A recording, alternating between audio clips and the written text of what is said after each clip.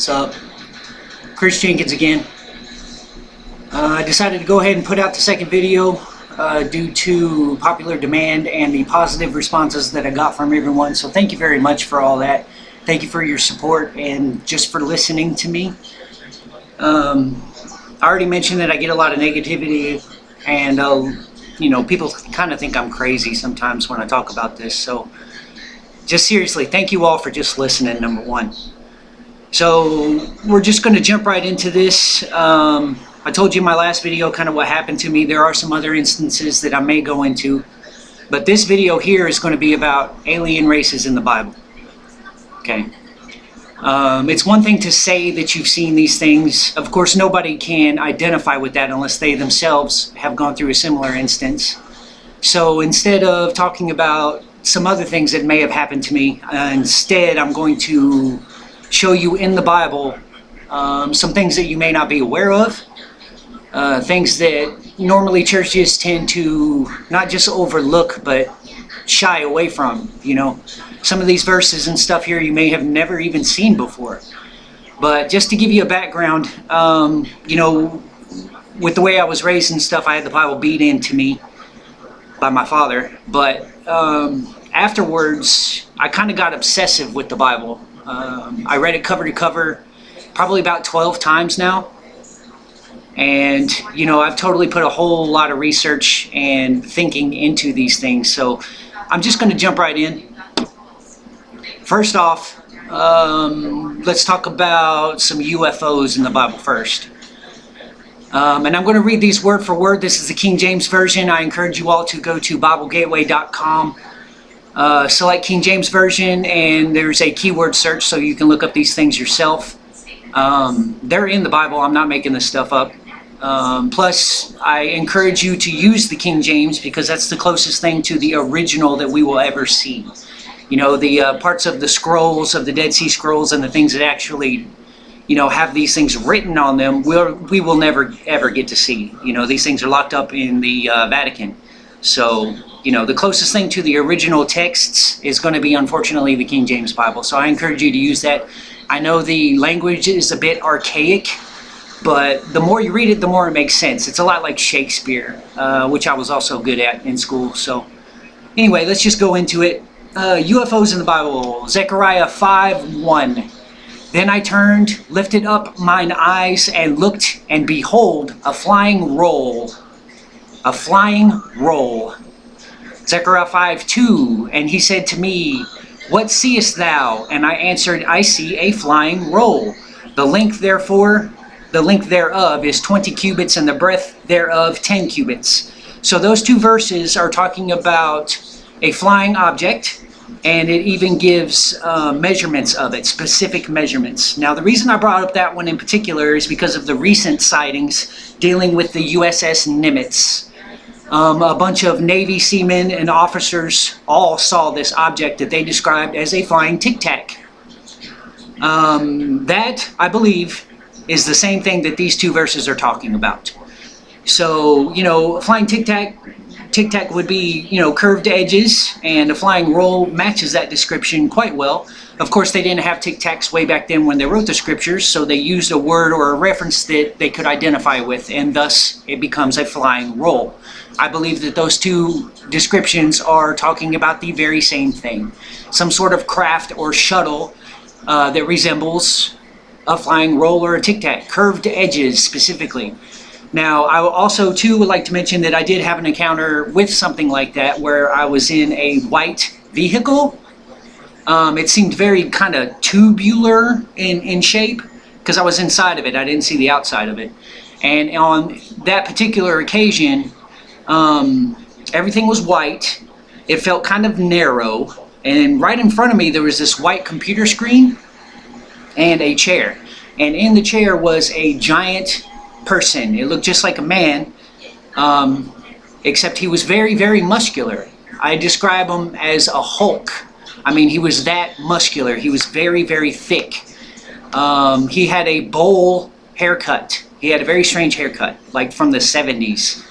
And then behind him, leaning over the chair, there was another one. They looked like twins. One was in the chair, one was leaning over him. They were both looking at the computer screen. And then I, kind of turned around to see, and there was about 10 other people behind me. They were all hunkered down, kind of seemed like they were afraid of something. And then I look up and I see this great white light, and I had this immense feeling like we were going upwards at very high speeds. So I just wanted to throw that in there because I believe that all three of these things that I just talked about, the Nimitz, the flying roll, and my own encounter, we're all talking about this one particular vessel.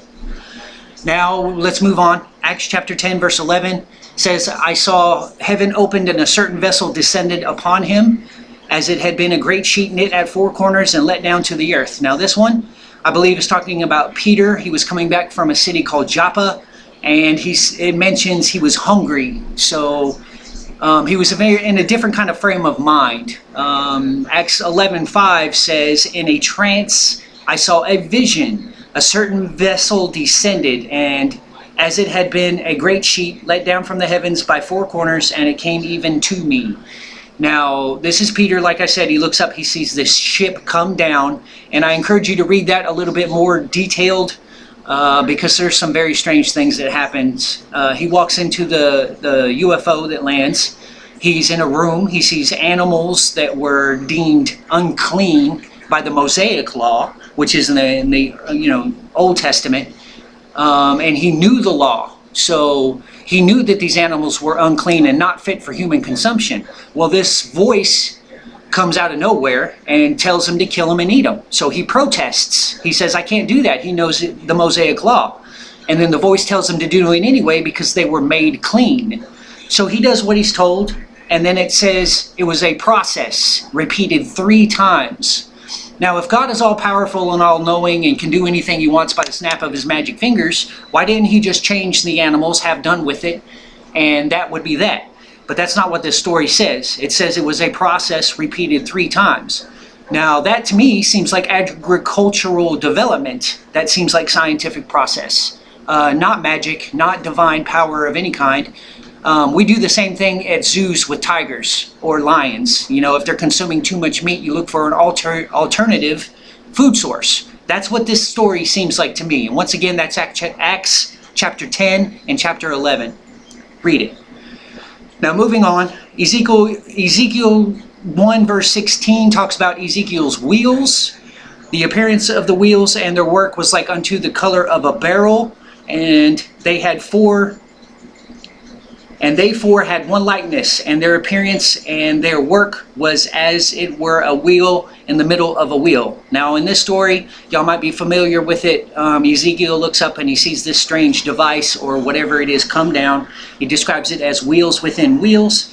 The general consensus of this story is that it was a flying vessel of some kind. So I encourage you to read these things too. Like I said, look it up on BibleGateway.com. You can read it for yourself. Now, the next one is a very powerful one. It's Psalm 68:17. The chariots of God are 20,000, even thousands of angels. The Lord is among them, as in Sinai, the holy place. Now, the Lord is among them means that Jesus was with them, and it's chariots of God. Now, I highly doubt that those there are describing actual flying horse-drawn buggies. Of course, in our day and age, if we were to describe something like that, we would say a vehicle. Well, back in the day, they didn't have that word, so they used a word that they were familiar with, and it became, flying chariot. Exodus chapter 13:22, he took not away the pillar of the cloud by day, nor the pillar of fire by night from before the people. Now, what this one is the Israelites were walking through the desert. They were being led by an object. It says during the day, it looked like a cloud. At night, it looked like a pillar of fire. So, just imagine an invisible craft with its hatch open. And what you get is during the day, a leakage of atmosphere, maybe artificial, a leak of steam or some kind. So invisible craft in the air, door opens, some smoke comes out. At night, it's illuminated, and they didn't know what artificial electricity or light was back then. Their concept of light would have been fire. So they said it was a pillar of fire by night because it was illuminated.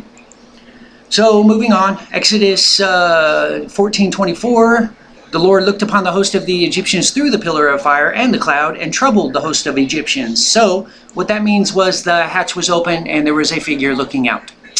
So those are UFOs in the Bible. I'm going to move on to the actual alien races next. Unfortunately, I can only do short videos at a time because of my computer program. So I'm going to go ahead and upload this one, and I'll upload the next one very, very soon. Next one's going to be alien races in the Bible. Thanks for listening. This is going to cut off pretty soon.